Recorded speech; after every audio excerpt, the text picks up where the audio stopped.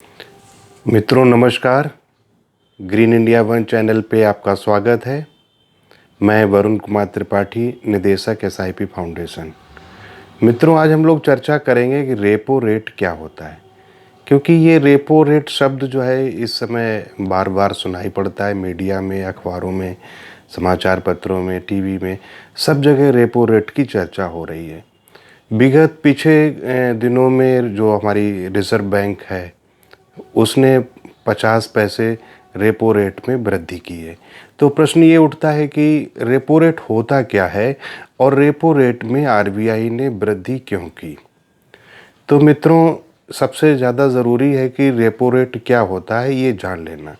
Repo rate होता है जिस तरह से जब हमें पैसे की आवश्यकता होती है तो हम बैंक के पास जाते हैं कर्ज लेने के लिए। उसी तरीके से जब बैंकों को पैसे की आवश्यकता होती है तो वो पैसे लेने के लिए रिज़र्व बैंक के पास जाते हैं, और जब रिज़र्व बैंक से जो पैसा लेते हैं रिज़र्व बैंक उस पर एक ब्याज लगाती है। यानी कि जो पैसा रिज़र्व बैंक बैंकों को देती है उसको हम रेपो रेट कहते हैं, और उस पैसे पे जो इंटरेस्ट रेट यानी जो ब्याज की दर होती है वो रेपो रेट दर कहलाती है। तो साथियों ये क्लियर हो गया है कि रेपो रेट होता क्या है। बैंकें जो पैसा रिज़र्व बैंक से लेती हैं ऋण के रूप में, उस पैसे को रेपो रेट कहते हैं। अब रेपो रेट में वृद्धि क्यों की है रिज़र्व बैंक ने, इस प्रश्न पे आते हैं। जब से ये रसिया और यूक्रेन वार हुआ है यानी कि युद्ध हुआ है, तब से दुनिया भर के देशों में महंगाई अपनी चरम सीमा पे पहुंच गई है। और जब महंगाई बहुत तेज़ी से बढ़ती है तो उसको कंट्रोल करने के लिए बहुत सारे उपाय सरकार भी करती है, और प्रत्येक देश की जो सेंट्रल बैंक है वो भी ये उपाय करती है। सबसे पहला उपाय जो सेंट्रल बैंक के हाथ में होता है वो है कि वो रेपो रेट में वृद्धि कर दे। यानी कि जब वो बैंक को पैसा देगी तो उस पे ब्याज दर अधिक होगा, और जब ब्याज की दर अधिक होगी तो सारे जितने भी इंस्ट्रूमेंट फाइनेंस के हैं सभी पे इंटरेस्ट रेट बढ़ जाएगा, और जब इंटरेस्ट रेट बढ़ जाता है तो स्वाभाविक है ईएफडी के भी रेट बढ़ जाएंगे। यानी कि जो फिक्स डिपॉजिट हैं, जो बॉन्ड हैं, जो भी इंस्ट्रूमेंट हैं, सबकी ब्याज दर बढ़ जाएगी। और जब ब्याज दर बढ़ती है तो लोग एफडी करने में या जो हमारे फिक्स इंस्ट्रूमेंट हैं उनकी तरफ लोग आकर्षित होते हैं। यानी कि जो बाज़ार में लिक्विडिटी है, पैसे की अधिकता है, वो एक बार फिर बैंकों की तरफ आकर्षित होने लगती है।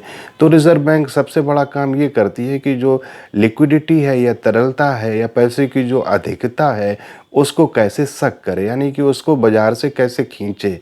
तो उसके पास ये सबसे सरल तरीका होता है कि वो रेपो रेट में वृद्धि कर दे।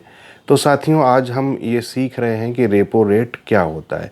तो आप देखोगे कि अमेरिका की सेंट्रल बैंक है वो भी लगातार मॉनेटरी पॉलिसी बैठक कर रही है और लगातार उन रेपो रेट में वृद्धि कर रही है, वहाँ की भी ब्याज दरें बढ़ रही हैं।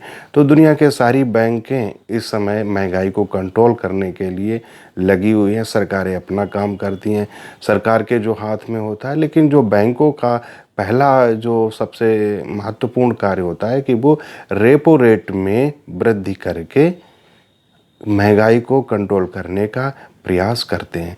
तो दोस्तों इसी के साथ हम लोग अब नेक्स्ट वीडियो में मिलेंगे कि किस तरीके से जो गिल्ट फंड होते हैं या डेट फंड होते हैं उनमें ब्याज दरों का या रेपो रेट का क्या प्रभाव पड़ता है।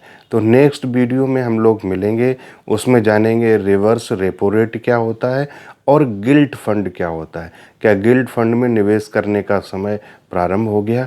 बहुत बहुत धन्यवाद, आप लोग ग्रीन इंडिया वन के साथ जुड़े इसके लिए बहुत बहुत आभार। Thank you very much.